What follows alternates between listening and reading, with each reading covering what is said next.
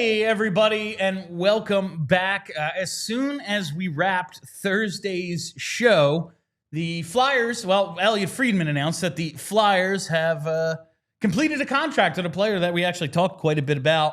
Tyson Foerster has signed a bridge deal. He was a pending restricted free agent. 2 years, $3.75 million for the Flyers winger who scored 25 goals this past season. 9 in those final 9 games under Brad Shaw. He also went to the World Championships with Team Canada, scored 2 goals and put up 1 assist in 7 games, was also a +7 in those 7 games. So I think he represented himself pretty well there. He looked good. Charlie, we both like Tyson Foerster a lot. We were just, reacting to the DeMarco rumor that the Minnesota Wild are asking for Foerster or a late first in the Marco Rossi conversation if it were to be the Flyers who were to require him, and we were both like, nah, I'm kind of good on that. Don't want to give up Foerster, late first, sure. But we both like Tyson Foerster a lot. Bridge deal, $3.75 million. What's your initial reaction to the Flyers getting this piece of business done prior to July 1st? Well, my initial reaction is that it's a perfectly fair deal from a price standpoint. If you're going to go bridge, the Flyers didn't overpay. Looking at Evolving Hockey's projections for his contract, they actually projected him to be most likely to sign a long-term deal. Obviously, he did not. But the second most likely term that they project was a 2-year term. And on a 2-year term, they projected him to get 4.161 mil AAV. So obviously 3.75, a little bit less than that. So it seems like Danny did a pretty good job based on comparables to get him at a reasonable cap number. Look, in the short term, this is a good deal for the Flyers. The question is, will they later regret that they didn't go long-term with him? However, clearly Tyson Foerster, understandably, does not want to lock himself into a long-term deal, given the fact that, as you mentioned, had the strong finish of the year. He probably thinks he's going to play better over the next couple of years, put up better numbers, and, of course, cap ceiling going up dramatically over these next few years. Because we both said throughout, really, this past season, yes, the Joel Farabee, taking that roll of the dice, what was it, 5 years, $5 million a year, didn't ultimately pay off as the gamble it was for the Philadelphia Flyers. But if they were to do something similar with Tyson Foerster and kind of gamble on the upside and maybe overpay a little for the restricted years, hoping that the UFA years you buy, you're getting a steep discount, I'd absolutely be willing to do that with Tyson Foerster. It's a little disappointing they couldn't get that done, but a little disappointing. If I am Tyson Foerster, seeing where the cap is going and knowing where league revenues are going over the next few years, if I do think I'm a 30, 35 goal scorer ultimately, get me a center, get me a power play, and I'm going to freaking score a ton, I'm not going to sell any of my UFA years. And it is fair to say that if they were to have signed to a long-term deal, it would have come with risk. Yeah. I really like Tyson Foerster because obviously I'm a stat guy. Tyson Foerster has, to this point in his career, graded out as a really good play driver, and that matches the eye test. It matches the eye test that he wins tons of battles, that he pushes play in the right direction. It makes sense to me that he's really good at 5-on-5, and he scores. Now, my hope is that he's going to score more, but if this is all Tyson Foerster is, if all he is a very good play-driving middle six winger who will get you 25-ish goals a year and 40-ish points, something like that, then giving him, $7 million a year over 7-8 years wouldn't be a great contract for a guy like that. So if you did open the checkbook and give him whatever he would have wanted on a long-term deal, that would have come with risk. This comes with less risk in the sense that it's hard for me to envision a world where he's not worth this cap hit the next couple of years. That would be really shocking. It would be a surprise. It'd be a surprise. But it does mean that you have less of a chance of a big reward in that if he does break out and become JV Mark Stone, where he's scoring 30 goals a year, racking up 70 points, and still having the sterling underlying 5-on-5 play, then he's going to be in line for 10 mil on his next contract.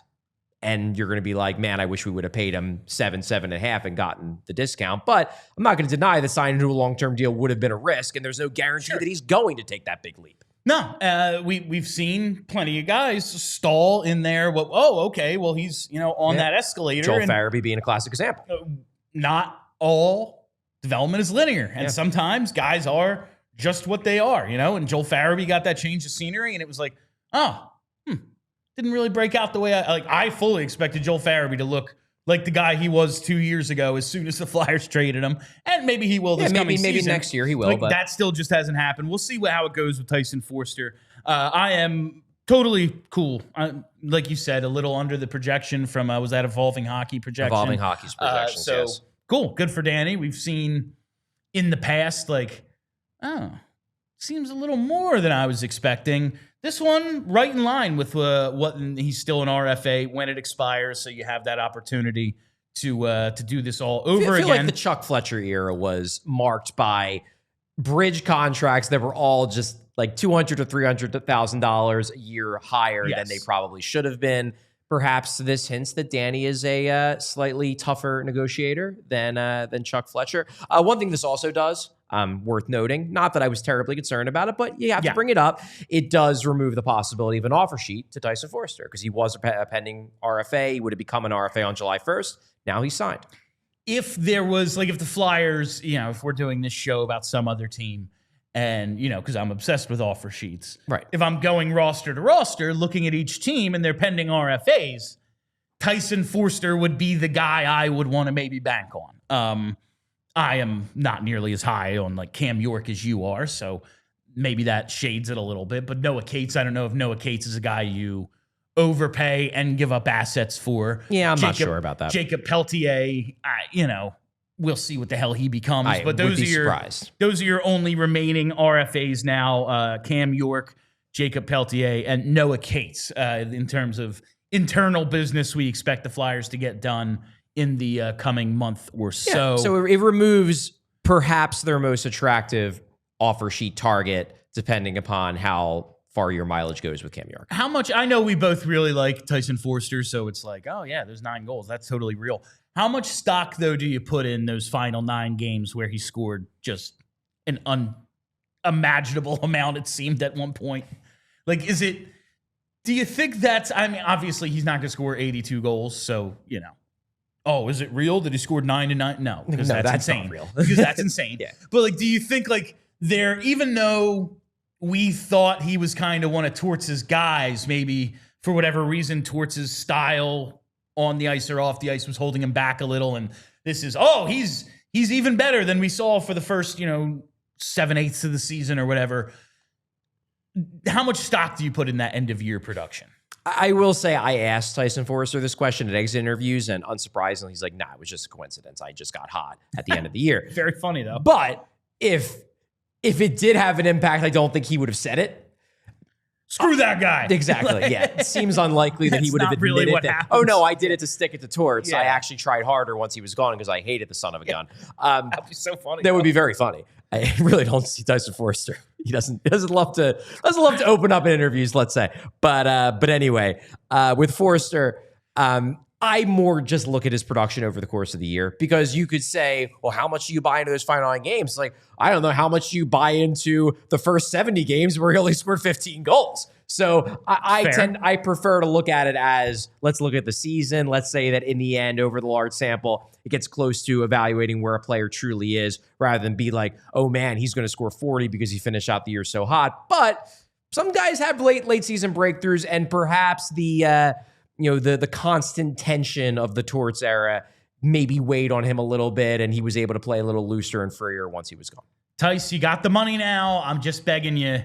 Let's score more than 1 or 2 goals in the first 15, 20 games of a season. Let's try to spread it out a little bit more, and maybe that'll get you that 30, 35 number that we are really hoping you hit, because I'm a big Tyson Foerster fan, and we know the front offices as well. Whenever you've brought up that lack of high-end talent, and obviously we mentioned Mish, and you'll mention TK, but after that, who do you really have? They have consistently gone. Brent Flair, whoa. Don't you forget about Tyson Foerster. They took care of a player they really value today. And they did not forget about him this offseason. Yes. Their first RFA contract signed.